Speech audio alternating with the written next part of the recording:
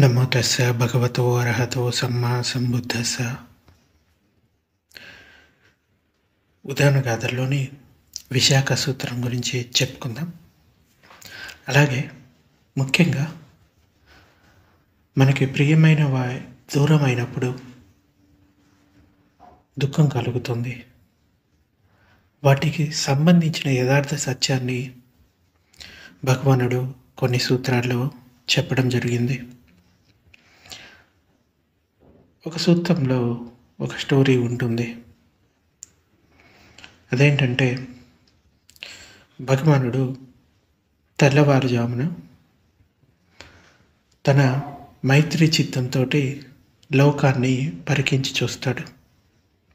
ఎవరైనా మార్గఫలాలు పొందడానికి సిద్ధంగా ఉంటే వారికి ఎంత దూరంలో ఉన్నా అక్కడికి వెళ్ళి వారికి ధర్మాన్ని బోధించేవాడు. ఒకవేళ ఎవరు మార్గఫలాలు పొందే వీలు లేనప్పుడు వాళ్ళు దగ్గరగా ఉన్నా కానీ వాళ్ళకి ధర్మాన్ని అంతగా బోధించేవాడు కాదు. అందుచేత ఆయన తెల్లవారుజామున ఒకసారి ఆయన చుట్టుపక్కల పరికించి చూసినప్పుడు దివ్యనేత్రంతో ఒక రైతు మార్గఫలాలు పొందడానికి అవకాశం ఉందని తెలుసుకుంటాడు. కాకపోతే ఆ రైతు మనస్థితికి తగ్గట్టుగా ఆయనకి దగ్గరగా ఉండేవాడు.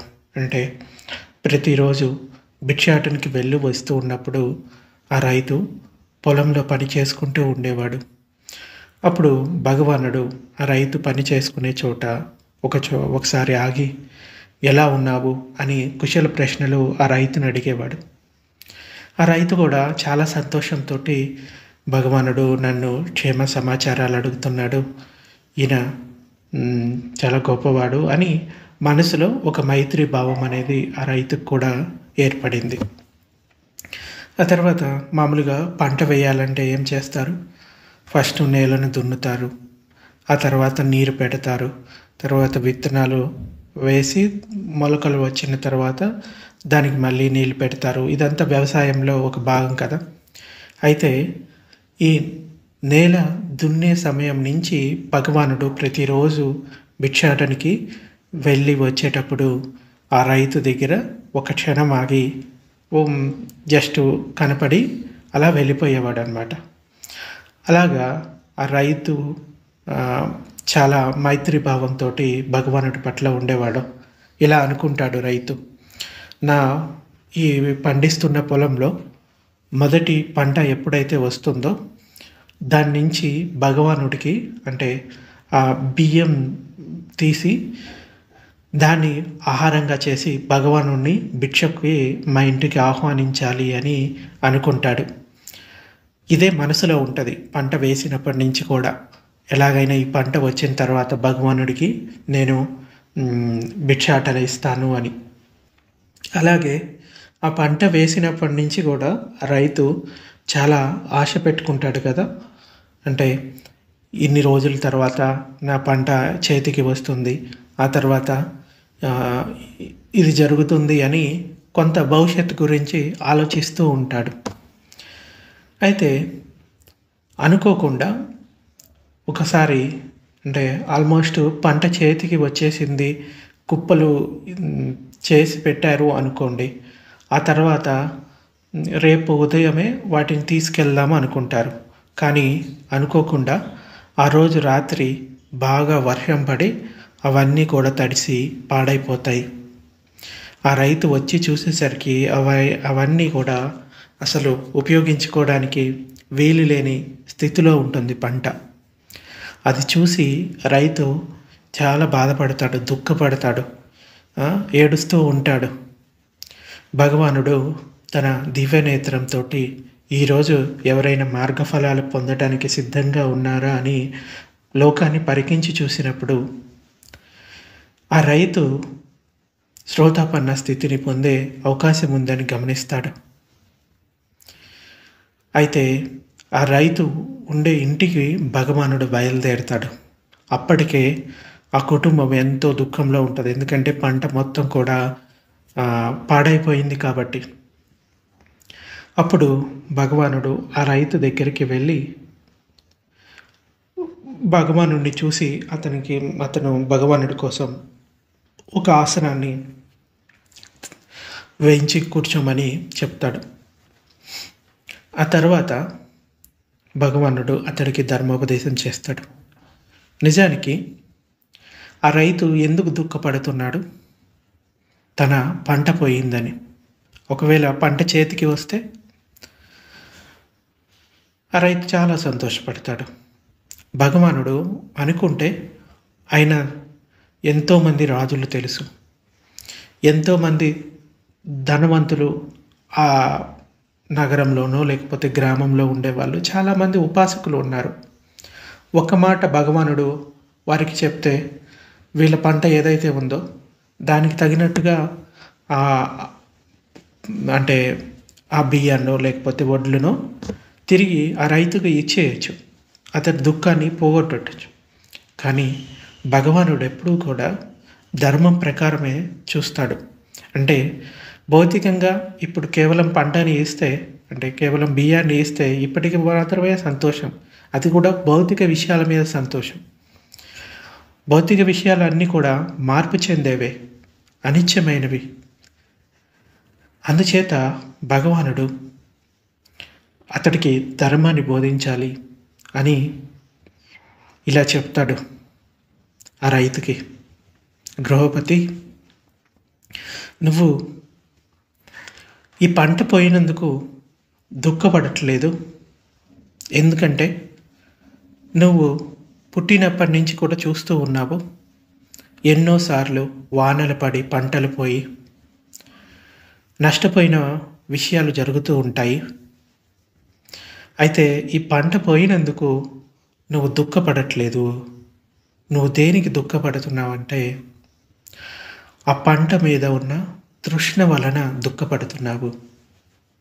ఈ తృష్ణే నీ దుఃఖానికి కారణం. తృష్ణని వదిలిపెడితే దుఃఖ విముక్తి జరుగుతుంది అని ఆ రైతుకి భగవానుడు ధర్మోపదేశం చేస్తాడు. 4 ఆర్య సత్యాల గురించి చెప్తాడు. నిజానికి భగవానుడు చెప్పాలనుకుంది ఏంటంటే, మనకి ప్రియమైన విషయాలు జరగకపోవచ్చు, అప్రియమైన విషయాలు జరగవచ్చు. ప్రియమైన విషయాల పట్ల తృష్ణి దుఃఖానికి కారణమవుతుంది. ఒకసారి ఆలోచించండి, ఆ రైతు ఎన్నోసార్లు వానలు పడి నష్టపోయి ఉండొచ్చు, కానీ ప్రతిసారి ఇటువంటి దుఃఖాన్ని పొందుతాడని చెప్పలేము. ఈసారి చాలా విపరీతమైన దుఃఖం ఉంది. ఎందుకంటే మొదటి పంట రాగానే నేను బుద్ధుడికి భోజనాన్ని ఇవ్వాలి అనుకున్నాడు. దాని మీద ఎంతో ఆశ పెట్టుకున్నాడు, ఎంతో ఆసక్తితో ఉన్నాడు. ఆ ఉపాదానమే అతడి దుఃఖానికి కారణమైంది. నిజానికి పోయిన పంట అయితే తిరిగి రాదు. ఇప్పుడు చేయవలసింది ఏంటి అనేది ఆలోచించి అసలు ఈ దుఃఖం ఎలా వస్తుంది, దుఃఖానికి కారణం ఏంటి అని తెలుసుకొని ఆ కారణాన్ని వదిలిపెట్టడమే దుఃఖం నుండి నిరోధాన్ని పొందడానికి ఉపయోగపడుతుంది. భగవానుడు ఇదే చెప్తాడు. ప్రతి వస్తువు అయినా కానీ, వ్యక్తి అయినా కానీ వాటి పట్ల ఉన్న తృష్ణే దుఃఖానికి మూల కారణమని చెప్తాడు. తృష్ణ లేకపోతే దుఃఖం లేదు. ఆ తృష్ణ పైన కాదు, పూర్తి అంతరాల నుండి మనం అనుభూతిపూర్వకంగా తెలుసుకోవాలి. పఠించే సముపాదాన్ని అనుభూతిపూర్వకంగా తెలుసుకోవాలి. అప్పుడే ఆ దుఃఖం నుండి విముక్తి పొందుతాం. సాధారణంగా కొంతమంది పోతే పోయిందిలే, ఇదేముంది, మళ్ళీ వస్తుందిలే అని అనుకుంటారు. కానీ భగవానుడు చెప్తాడు, ఈ సంసారమే దుఃఖం, పుట్టుక దుఃఖం, ముసలితనం దుఃఖం, చావు దుఃఖం. వీటిని ఎవరు కూడా దుఃఖంగా భావించరు. ఎందుకంటే మేము పుట్టాము, మేము ఈ సుఖాలను అనుభవించాలి, ఆ సుఖాలను అనుభవించాలి అని తాపత్రయపడుతూ ఉంటుంది ఎప్పుడు మనసు. ఎందుకంటే వారి లోపల ఉన్న గుణాలు, రాగద్వేష మోహాలు అవి వృద్ధి చెందుతూ ఉంటాయి. సో ఆ ఉపాదానం ఎప్పటి వరకు అయితే ఉంటుందో అప్పటి వరకు దుఃఖం ఉంటూనే ఉంటుంది. భగవానుడు బోధించేది ఇదే. భౌతిక విషయాల కన్నా కూడా మానసికంగా ఉన్న ఆ ఉపాదానాన్ని వదిలిపెట్టండి, తృష్ణని వదిలిపెట్టండి అని చెప్తాడు. తృష్ణ అంటే మళ్ళీ మళ్ళీ కావాలి అనే ఆసక్తి. సో అది వ్యక్తి పట్ల అయినా కానీ, వస్తువు పట్ల అయినా కానీ చివరికి దుఃఖాన్ని మిగులుస్తుంది. ఒకసారి ఆలోచించండి, మీరు మీ స్నేహితుడు ఇద్దరు ఒక ఖరీదైన వాచ్ కొనుక్కున్నారనుకోండి. ఇద్దరు ఒక 50,000 1,00,000 రూపాయలు పెట్టి ఇద్దరు వాచ్లు కొనుక్కున్నారు. కొంతకాలం తర్వాత మీ స్నేహితుడి వాచ్ కింద పడి పగిలిపోయింది. అది చూడగానే అతనికి ఏం చెప్తారు? చూసుకోవా, ఇంత ఖర్చు పెట్టి కొన్నావు, జాగ్రత్తగా చూసుకోవాలి కదా, ఇప్పుడు పాడైపోయింది, ఏమైనా ఉపయోగం ఉందా అని చెప్తారు. కానీ ఆ పగిలిపోయిన వ్యక్తి యొక్క అంటే ఆ వాచ్ యొక్క యజమాని మాత్రం, అంటే ఆ స్నేహితుడు మాత్రం, అరే నా వాచ్ పోయింది, నా వాచ్ పోయింది అని దుఃఖపడుతూ ఉంటాడు. అంటే బయటికి కనపడుకున్నా కానీ ఇంత ఖరీదైన వాచ్ పాడైపోయింది అని మనసులో బాధపడుతూనే ఉంటాడు. అయితే ఈ వాచ్ పోయిన వాడికి బాగా దుఃఖం ఉంటుంది, కానీ ఇంకొక స్నేహితుడికి అంత దుఃఖం ఉండదు. కావాలంటే ఇంకా అతడికి మోటివేషన్ ఇస్తూ ఉంటాడు, జాగ్రత్తగా చూసుకోలేవా అని. ఆ పోయిన వ్యక్తి అంత దుఃఖం ఇతడికి ఉండదు. ఎందుకంటే ఇది అతనిది కాదు కాబట్టి, ఆ వస్తువు అతనిది కాదు కాబట్టి. అదే తర్వాత రోజు అనుకోకుండా ఇతని వాచ్ కూడా కింద పడి పగిలిపోయింది. ఇప్పుడు ఏదైతే తన స్నేహితుడికి ఉపదేశం ఇచ్చాడో, అరే వాచ్ని జాగ్రత్తగా చూసుకోవాలి కదా, పోయింది ఏదో పోయింది, ఇంకా దాని గురించి దుఃఖపడటం ఎందుకు అని ఎవరైతే స్నేహితుడికి ఉపదేశం ఇచ్చాడో అతని వాచ్ పాడైపోయింది. ఇప్పుడు తనకి తాను ఇలా చెప్పుకోగలుగుతాడా? అరే ఇంకా పాడైపోయింది కదా, దీని గురించి బాధపడి ఏం లాభం అని తనకి తాను చెప్పుకోగలుగుతాడా? ఎంత చెప్పుకున్నా కానీ మనసులో మాత్రం అరే అది పాడైపోయింది, ఇది చాలా మంచిదే అన్న తృష్ణ మాత్రం అలాగే ఉండిపోతుంది. అంటే తనది పోయినప్పుడు వచ్చినంత దుఃఖం మిగతా వాడి వస్తువు పోయినప్పుడు అంత దుఃఖం రాదు. ఎందుకంటే ఇది నేను, నాది అనే ఆత్మభావంతో ఆ దుఃఖం అన్నది ఇంకా ఎక్కువ వృద్ధి అవుతుంది. నేను, నాది అనే ఆత్మభావం లేకపోతే అంత దుఃఖం ఉండదు. అంటే మిగతా వాళ్ళ వస్తువులు పోయినా లేకపోతే వాళ్ళకి నష్టం జరిగినా అంత దుఃఖం నీకు రాదు. నాది, నేను అన్నదానికి ఏదైనా నష్టం జరిగితేనే ఎక్కువ దుఃఖం వస్తుంది. సో ఈ నేను, నాది అన్నదే దుఃఖానికి కారణము. ఈ ఆత్మభావాన్ని విడిచిపెట్టాలి, విషయాలని ఉన్నది ఉన్నట్లుగా చూడటం మొదలు పెట్టాలి. సో ఆ రైతు విషయంలో కూడా అదే. ఏదైతే ఆ పంట చేతికి వస్తుందో దాని మీద ఎన్నో కోరికలు పెట్టుకున్నాడు, ఇది చేస్తాను అది చేస్తాను అని. ఎప్పుడు ఏం జరుగుతుందో ఎవరికీ తెలియదు కదా. అటువంటి అప్పుడు ఈ ఏదైతే విషయం జరిగిందో దాన్ని యాక్సెప్ట్ చేయాలి. ఆ యాక్సెప్టెన్స్ లేకపోతేనే దుఃఖం వస్తుంది. సో ఇంకా మనకి ప్రియమైన వాళ్ళు ఎంతోమంది దూరం అవుతూ ఉంటారు. ఒక సమయంలో భగవానుడు శ్రావస్తిలో మిగారామాత ప్రాసాదం పుబ్బారామంలో ఉన్నాడు. అప్పుడు విశాఖ మిగారమాతకు ప్రియమైన ముద్దులొలికే మనమరాలు చనిపోయింది.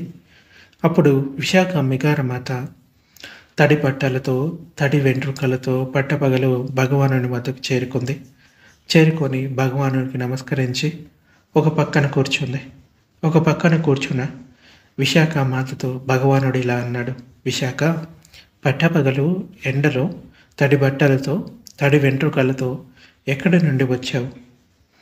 అప్పుడు ఆమె ఇలా చెప్తుంది, బంతే, ప్రియమైన ముద్దులొలికే మనవరాలు చనిపోయింది, అందుకే నేను తడి బట్టలతో, తడి వెంట్రుకలతో పట్టపగల ఎండలో వచ్చాను. విశాఖ, ఈ శ్రావస్తిలో ఉన్న వారందరినీ నీ పుత్రులుగా, నీ మనవళ్ళుగా అనుకోవా అని భగవానుడు అడుగుతాడు.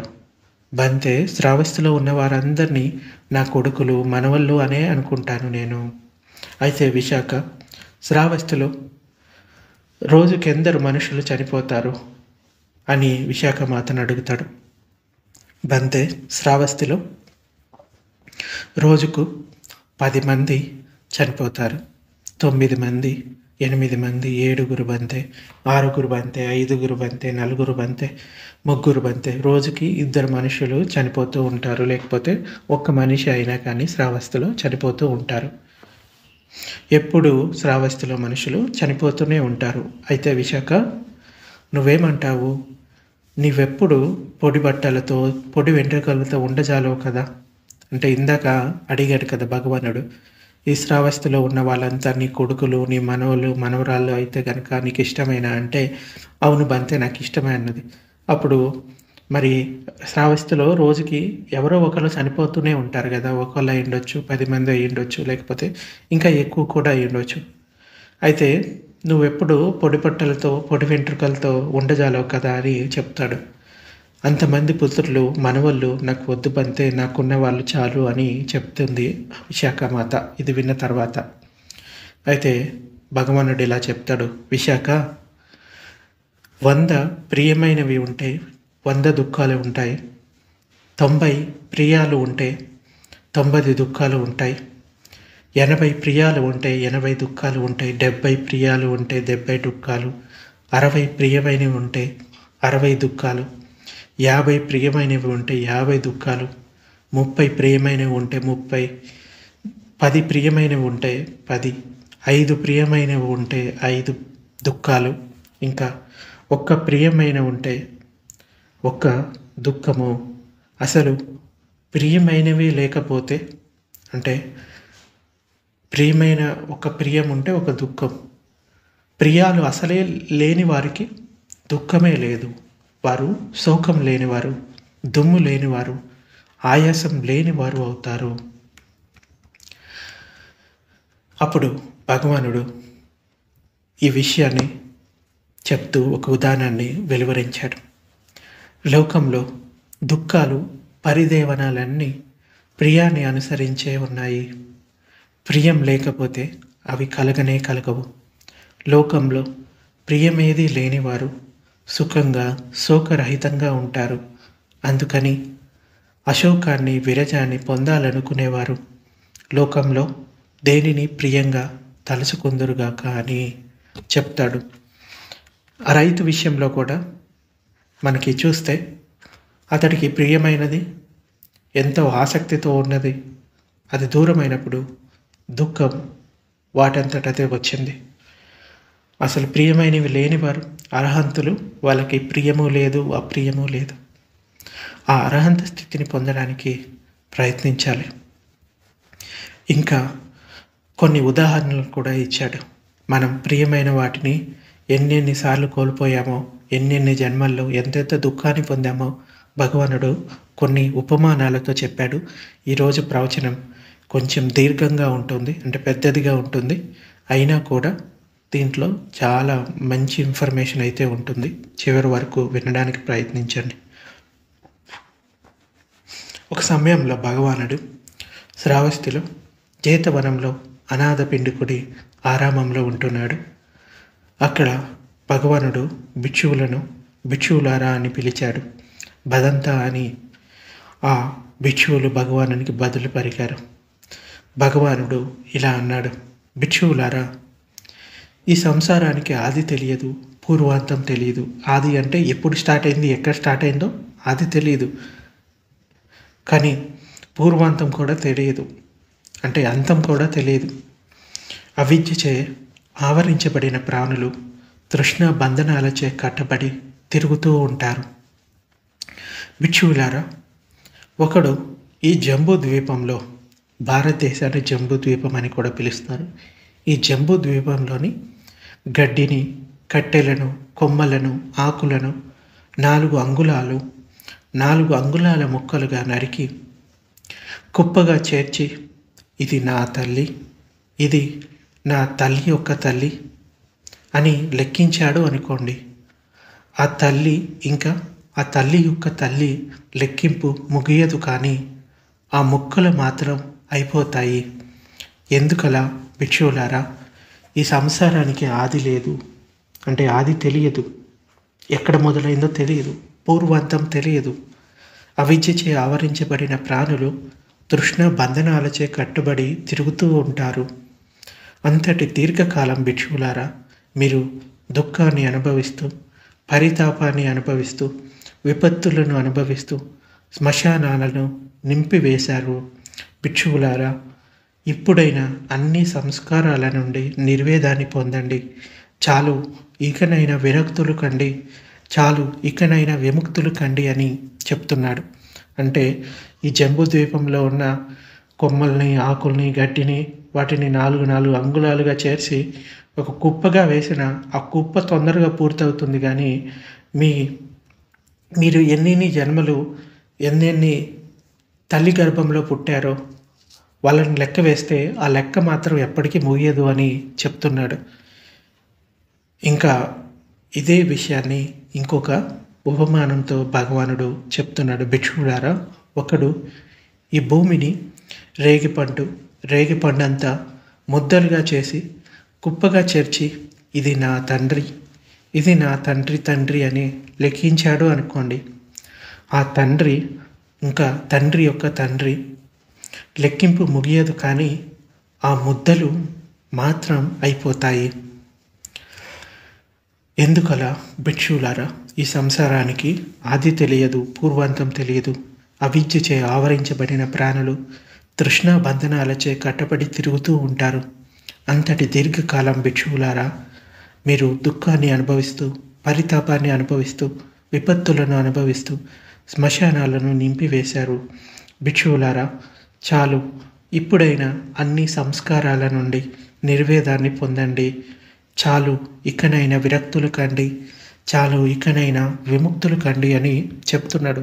అంటే ఎన్ని జన్మలు అన్నది లెక్క పెట్టడానికి కూడా తెలియనంత దుఃఖాన్ని పొందుతూ వచ్చారు అని చెప్తున్నాడు. ఇంకా భిక్షువులారా, ఈ సంసారానికి ఆది తెలియదు, పూర్వాంతం తెలియదు. అవిద్యచే ఆవరించబడిన ప్రాణులు తృష్ణ బంధనాలచే కట్టబడి తిరుగుతూ ఉంటారు. భిక్షువులారా, మీరేమనుకుంటున్నారు? ఈ సంసారంలో దీర్ఘకాలం తిరుగుతూ ఇష్టం కాని వారి కలయికకు, ఇష్టమైన వారి ఎడబాటుకు ఆక్రందిస్తూ ఏడుస్తూ మీరు కార్చిన కన్నీరు ఎక్కువ, లేక ఈ 4 మహాసముద్రాల్లోని నీరు ఎక్కువ అని భగవానుడు అడుగుతాడు.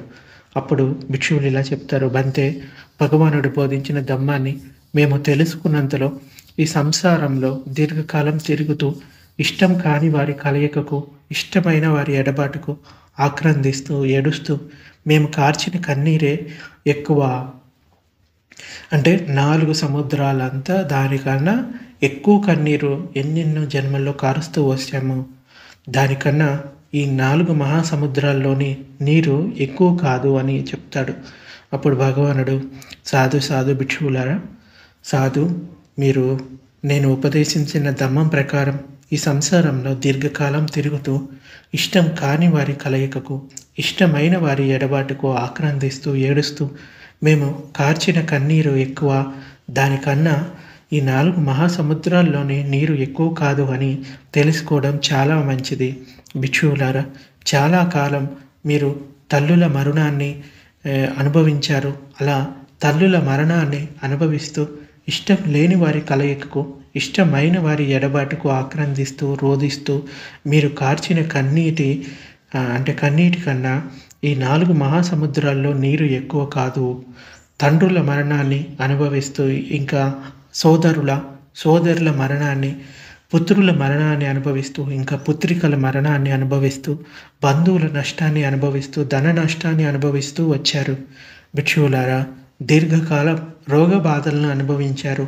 మీరు ఆ రోగ బాధలను అనుభవిస్తూ ఇష్టం లేని వారి కలయికకు, ఇష్టమైన వారి ఎడబాటుకు ఆక్రందిస్తూ రోధిస్తూ మీరు కార్చిన కన్నీటి కన్నా ఈ 4 మహాసముద్రాల్లోని నీరు ఎక్కువ కాదు. ఎందుకలా? భిక్షువులారా, ఈ సంసారానికి ఆది తెలియదు, ఇంకా మనకి అంతము తెలియదు. చాలు, ఇప్పుడైనా అన్ని సంస్కారాల నుండి నిర్వేదాన్ని పొందండి. చాలు, ఇకనైనా విరక్తులు కండి. చాలు, ఇకనైనా విముక్తులు కండి అని చెప్తున్నాడు. అంటే అవిద్య వల్ల ఈ దుఃఖాన్ని పొందుతూ వచ్చాము. ఈ సంసారం ఎప్పుడు మొదలైందో తెలియదు. అంటే అసలు పుట్టుక ఎప్పుడు మొదలైందో తెలియదు. ఎప్పుడు అంతమవుతుందో తెలియదు. కానీ అవిద్య ఎప్పుడైతే అంతమవుతుందో ఇక మళ్ళీ పుట్టుక అనేది ఉండదనేది భగవానుడు చెప్తున్నాడు. లేకపోతే మనకి పుట్టినప్పటి నుంచి చూస్తే ప్రియమైనవి దూరం అవుతూ ఉంటాయి. అది తల్లి అయి ఉండొచ్చు, తండ్రి అయి ఉండొచ్చు, సోదరుడు అయి ఉండొచ్చు, సోదరి అయి ఉండొచ్చు, ఇంకా వస్తువులు అయి ఉండొచ్చు. ఇష్టం లేని వారి కలయిక, మనకి నచ్చని వాళ్ళు దగ్గర అవ్వచ్చు, నచ్చని విషయాలు జరగవచ్చు. అవన్నీ కూడా దుఃఖాన్ని కలిగిస్తాయి. ఆ కన్నీటిని అంతటిని అంటే ఎన్నెన్ని జన్మల్లో మీరు ఏడ్చారో లెక్కలేనన్ని జన్మల్లో ఆ కన్నీటిని అన్నిటిని ఒక చోట చేరిస్తే ఈ 4 మహాసముద్రాలు అంతా దానికన్నా ఎక్కువ అని చెప్తున్నాడు ఆ కన్నీరు. అంటే సముద్రం అంటే తెలుసు కదా ఎంత నీరు ఉంటుందో. ఆ 4 మహాసముద్రాల కన్నా ఈ కార్చిన కన్నీరే ఎక్కువ అని చెప్తాడు. అంటే అన్ని జన్మలు పొందుతూ వచ్చాము. సో ఇప్పుడైనా దాన్ని తెలుసుకొని ఈ దుఃఖం నుండి విముక్తి పొందండి, విరక్తి పొందండి అని భగవానుడు మోటివేట్ చేస్తూ ఉన్నాడు. ఇంకా భిక్షువులారా, ఈ సంసారానికి ఆది తెలియదు, పూర్వాంతం తెలియదు. అవిద్యచే ఆవరించబడిన ప్రాణులు తృష్ణా బంధనాలచే కట్టబడి తిరుగుతూ ఉంటారు. భిక్షువులారా, మీరేమనుకుంటున్నారు? ఈ సంసారంలో దీర్ఘకాలం తిరుగుతూ మీరు తాగిన తల్లిపాలు ఎక్కువ లేక 4 మహాసముద్రాల్లో నీరు ఎక్కువ అంటే భిక్షువులు చెప్తారు, బంతే భగవానుడు బోధించిన ధమ్మాన్ని మేము తెలుసుకున్నంతలో ఈ సంసారంలో దీర్ఘకాలం తిరుగుతూ మేము తాగిన తల్లిపాలు ఈ 4 మహాసముద్రాల్లోని నీటి కన్నా ఎక్కువ అని చెప్తాడు. అంటే అన్ని జన్మలు. సాధు భిక్షువులారా, మీరు నేను ఉపదేశించిన ధర్మం ప్రకారం ఈ సంసారంలో దీర్ఘకాలం తిరుగుతూ తాగిన తల్లిపాలు ఈ 4 మహాసముద్రాల్లోని నీటి కన్నా ఎక్కువ అని తెలుసుకోవడం చాలా మంచిది. సో ఇకనైనా విరక్తులు కండి, విముక్తులు కండి చాలు అని చెప్తాడు. ఇంకా పర్వతం అనే ఉపమానంతో ఇంకా ఉదాహరణ చెప్తాడు. ఒకానొక భిక్షువు భగవానుని వద్దకు చేరుకొని భగవానునికి అభివాదం చేసి ఒక పక్కన కూర్చున్నాడు. ఒక పక్కన కూర్చున్న ఆ భిక్షువు భగవానుడితో ఇలా అన్నాడు, బంతే కల్పం ఎంత దీర్ఘంగా ఉంటుంది అంటే కల్పం అంటే ఎంత కాలం అని. భగవానుడు చెప్తాడు కదా, ఎన్నో అసంఖ్యేయ కల్పాల పాటు ఒక బుద్ధుడు రావడానికి టైం పడుతుంది. అయితే ఈ కల్పంలో 5 బుద్ధులు వస్తారనమాట. ఇప్పటికి 4 బుద్ధులు వచ్చారు, ఇంకొక బుద్ధుడు వచ్చే అవకాశం ఉందని కూడా చెప్తాడు భగవానుడు.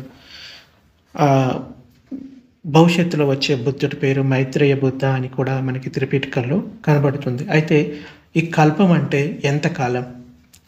భిక్షు కల్పం దీర్ఘంగా ఉంటుంది, దాన్ని ఇన్ని సంవత్సరాలు లేదా ఇన్ని లక్షల సంవత్సరాలు అని లెక్కించడం సులభం కాదు అని చెప్తాడు. అప్పుడు భిక్షు అడుగుతాడు, బంతే ఉపమానంతో ఉదాహరణతో చెప్పడం సాధ్యమేనా అంటే సాధ్యమే భిక్షు అని భగవానుడు అంటాడు. భిక్షు 1 యోజనం పొడవు, 1 యోజనం వెడల్పు, యోజనం అంటే సాధారణంగా 13 కిలోమీటర్లు, 12 కిలోమీటర్లు. 1 యోజనం వెడల్పు, 1 యోజనం ఎత్తు ఉండి రంధ్రాలు పగుళ్ళు లేని ఒక ఏకరాతి పర్వతం ఉందనుకో. దాన్ని ఒకడు 100 సంవత్సరాలకు ఒకసారి పట్టు వస్త్రంతో మెల్లమెల్లగా రుద్దాడు అనుకో. అప్పుడు ఈ పర్వతమే శిథిలమై ముందు నశిస్తుంది, కానీ కల్పం మాత్రం గడవదు. భిక్షు కల్పం అంత దీర్ఘమైనది. అటువంటి ఎన్నో కల్పాలు, ఎన్నో వందల కల్పాలు, ఎన్నో వందల వేల కల్పాలుగా ఈ సంసారంలో తిరుగుతూ ఉన్నాము. ఎందుకలా? భిక్షు ఈ సంసారానికి ఆది తెలియదు. చాలు, ఇప్పుడైనా అన్ని సంస్కారాల నుండి నిర్వేదాన్ని పొందండి. చాలు, ఇకనైనా విరక్తులు కండి.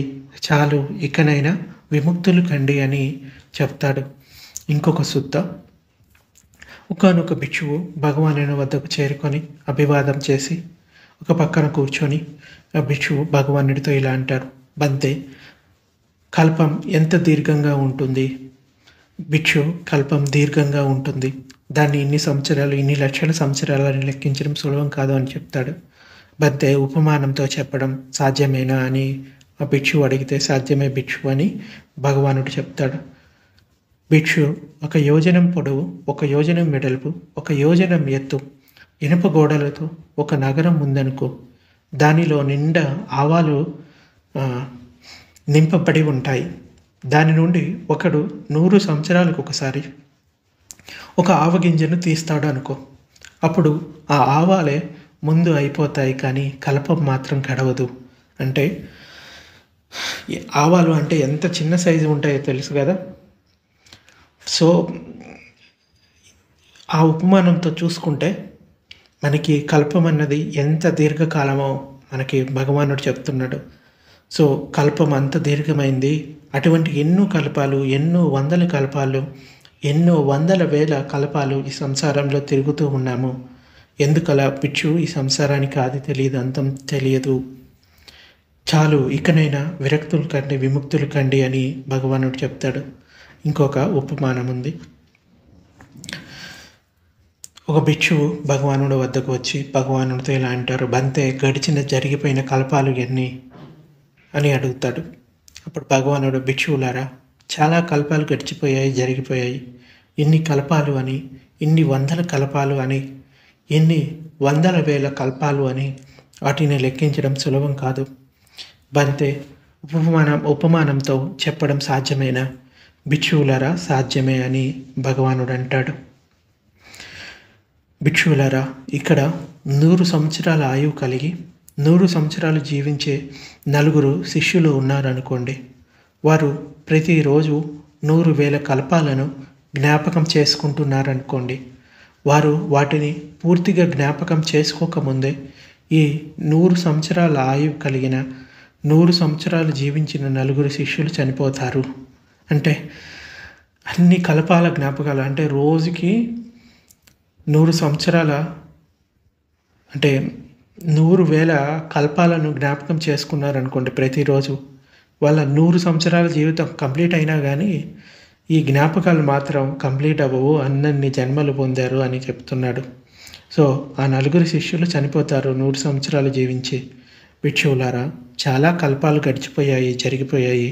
ఇన్ని కల్పాలు అని, ఇన్ని వందల కల్పాలు అని, ఇన్ని వందల వేల కల్పాలు అని వాటిని లెక్కించడం సులభం కాదు.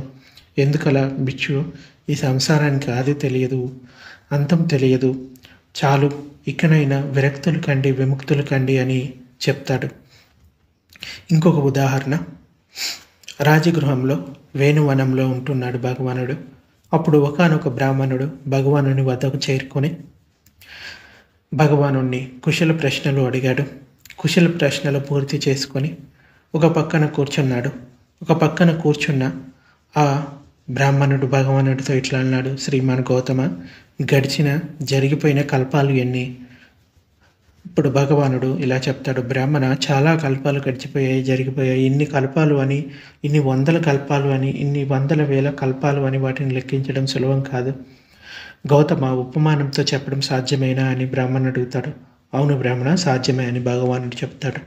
బ్రాహ్మణ, ఈ గంగా నది పుట్టినది మొదలుకొని మహాసముద్రంలో కలిసినంత వరకు ఈ మధ్యలో గల ఇసుక రేణువులు, ఇన్ని ఇసుక రేణువులు, ఇన్ని వందల ఇసుక రేణువులు, ఇన్ని వందల వేల ఇసుక రేణువులు అని లెక్కించడం సాధ్యం కాదు. బ్రాహ్మణ, వాటికన్నా గడిచిన జరిగిపోయిన కల్పాలు చాలా ఎక్కువ. వాటిని ఇన్ని కల్పాలు అని, ఇన్ని వందల కల్పాలు అని, ఇన్ని వందల వేల కల్పాలు అని లెక్కించడం సులభం కాదు. అందుకు కారణమేమి? బ్రాహ్మణ, ఈ సంసారానికి ఆది తెలియదు, పూర్వంతం తెలియదు. అవిద్యచే ఆవరించబడిన ప్రాణులు తృష్ణ బంధనాలచే కట్టబడి తిరుగుతూ ఉంటారు. అంతటి దీర్ఘకాలం బ్రాహ్మణ, నీవు దుఃఖాన్ని అనుభవిస్తూ, పరితాపాన్ని అనుభవిస్తూ, విపత్తులను అనుభవిస్తూ శ్మశానాలను నింపివేశావు. బ్రాహ్మణ, చాలు, ఇప్పుడైనా అన్ని సంస్కారాల నుండి నిర్వేదాన్ని పొందు. చాలు, ఇకనైనా విరక్తుడివి కా, చాలు, ఇకనైనా విముక్తుడివి కా అని ఆ బ్రాహ్మణుడికి భగవానం చెప్తాడు.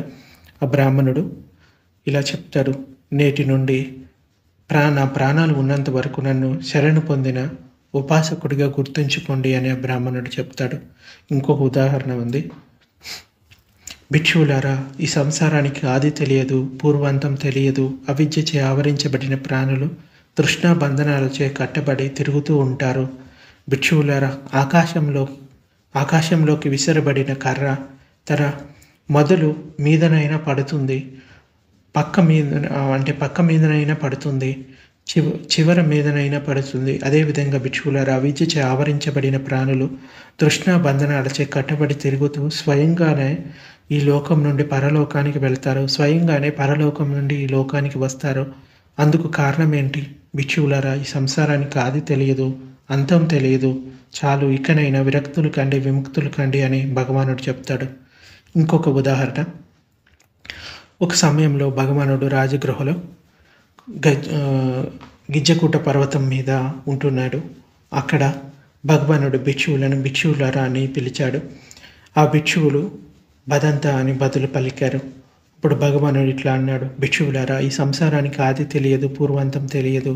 భిక్షువులారా, విద్యచే ఆవరించబడి తృష్ణా బంధనాలచే కట్టబడిన ఒక వ్యక్తి కల్పంలో తిరుగుతూ వదిలిన కంకలాల అంటే ఎముకల రాశి, అస్థిపంజరాల రాశి, ఎముకల రాశి ఈ వైపుల్య పర్వతం కన్నా పెద్దగా ఉంటుంది.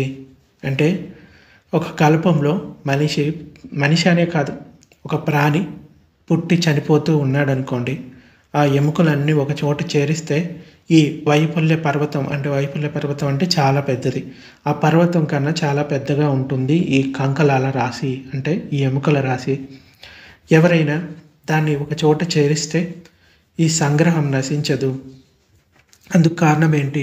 భిక్షువులారా, ఈ సంసారానికి ఆది తెలియదు, పూర్వాంతం తెలియదు. చాలు, ఇకనైనా విరక్తులు కండి, విముక్తులు కండి. ఇంకా భగవానుడు ఇలా చెప్తాడు, ఒక్కొక్క కల్పంలో తిరుగుతూ వదిలిన అంటే ఒక వ్యక్తి వదిలిన ఎముకల రాశి ఈ పర్వతం అంతా ఉంటుంది అన్నాడు మహర్షి. అది మగధ పర్వత పంక్తిలో గిజ్జకూటానికి ఉత్తరంగా ఉన్న వేపుల్ల పర్వతం అంతా ఉంటుందని చెప్పబడింది. కానీ ఒకడు దుఃఖానికి కారణం, దుఃఖ నిరోధానికి తీసుకొని పోయే మార్గం, ఈ 4 ఆర్య సత్యాలను సమ్యక్ ప్రజ్ఞతో దర్శించినప్పుడు అతడు ఎక్కువగా అంటే 7 సార్లు మాత్రం పుట్టి అన్ని బంధనాలను నశింపచేసి దుఃఖాన్ని అంతం చేస్తాడు. అంటే శ్రోతాపన్న స్థితినైనా పొందితే అట్లీస్ట్ 7 జన్మల్లో అతడు అర్హంత స్థితిని పొందగలుగుతాడు అని ఇక్కడ చెప్పబడింది. సో అంచేత ఎన్ని జన్మల్లో ఎంతెంత ప్రియమైన వారిని కోల్పోయామో, ఎంతెంత అప్రియమైన వారు మనకి దగ్గరగా వచ్చారు, అన్నీ దుఃఖమే కదా. ఇప్పుడైనా ఆ దుఃఖాన్ని తెలుసుకొని, ఉన్నదంతా దుఃఖమే, మొదటి ఆర్య సత్యం. దుఃఖానికి కారణాన్ని తెలుసుకొని, దుఃఖానికి కారణం ఏంటి? దుఃఖ సముదాయం, తృష్ణ. దుఃఖానికి నిరోధాన్ని తెలుసుకొని, తృష్ణ నిరోధం అయితే దుఃఖం నిరోధం అవుతుంది. దుఃఖ నిరోధానికి కొనిపోయే మార్గం తెలుసుకొని, ఏంటి? ఆర్య అష్టాంగిక మార్గం. ఇకనైనా విముక్తులు కండి, విరక్తులు కండి అని భగవానుడు పదే పదే చెప్తూ ఉండేవాడు. అంటే ఒక ప్రాణి యొక్క లక్ష్యం ఏంటంటే ఈ దుఃఖ సంసారంలో మళ్ళీ పడకుండా ఉండడానికి ప్రయత్నించడం. అంతకు మించి గొప్ప లక్ష్యం అయితే ఇంకొకటి ఏది ఉండదు. భౌతిక జీవితంలో ఎన్నో సాధించి ఉండవచ్చు, ఎన్నో కీర్తి ప్రతిష్టలు ఉండొచ్చు.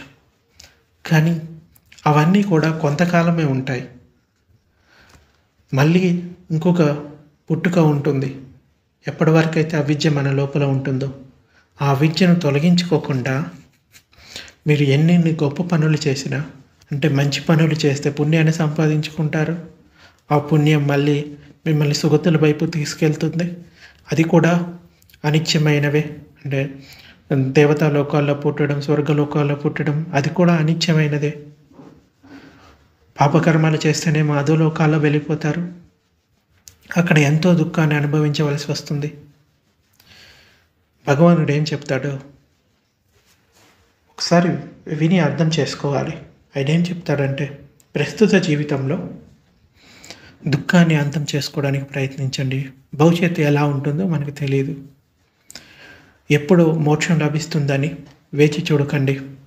ఈ క్షణాన్ని ఉపయోగించుకోండి, ఈ క్షణంలో అప్రమత్తంగా ఉండండి అని చెప్తూ ఉంటాడు పదే పదే.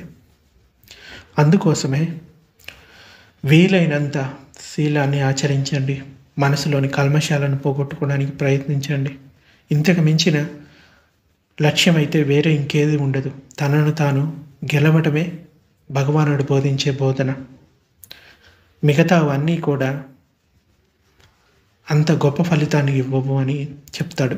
మిగతావి జీవితంలో ఎన్నైనా సాధించవచ్చు, బట్ తనను తాను గెలిచే పని అన్నిటికన్నా ఉత్తమమైనదే. సో ఈ విధంగా ఇప్పుడైనా కానీ విముక్తులు కండి, విరక్తులు కండి అని భగవానుడు చెప్తూ ఉంటాడు.